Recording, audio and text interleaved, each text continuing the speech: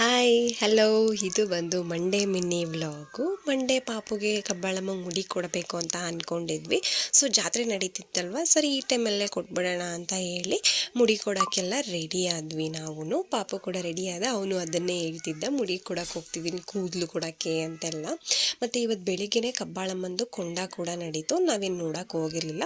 ಅದು ಜಸ್ಟ್ ಒಂದು ಕ್ಲಿಪ್ಪಿಂಗ್ನ ಆ್ಯಡ್ ಮಾಡ್ತೀನಿ, ಇದು ಇನ್ಸ್ಟಾಗ್ರಾಮಲ್ಲಿ ನನ್ನ ಫ್ರೆಂಡ್ ಯಾರೋ ಪೋಸ್ಟ್ ಮಾಡಿದ್ದು. ಸೊ ಈ ಥರ ನಡೆಯುತ್ತೆ, ತುಂಬ ಜನ ಸೇರಿರ್ತಾರೆ. ಬಿಲ್ಡಿಂಗ್ಗಳ ಮೇಲೆಲ್ಲ ಕೂತ್ಕೊಂಡು ಕೊಂಡ ನೋಡೋಕೆ ಹೋಗಿರ್ತಾರೆ. ತುಂಬ ರಶ್ ಇರುತ್ತೆ ಅಂತೇಳಿ ನಾವು ಹೋಗಲಿಲ್ಲ.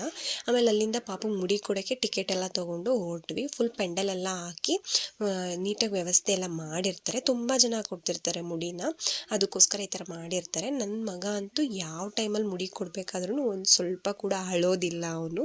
ಅದು ಒಂದು ಪ್ಲಸ್ ಪಾಯಿಂಟ್ ಅಂತಲೇ ಹೇಳ್ಬೋದು. ನೀಟಾಗಿ ಕುತ್ಕೊಂಡು ಮಾಡಿಸ್ಕೊತಾನೆ, ಒಂದು ಕ್ರ್ಯಾಚ್ ಕೂಡ ಅವ್ನ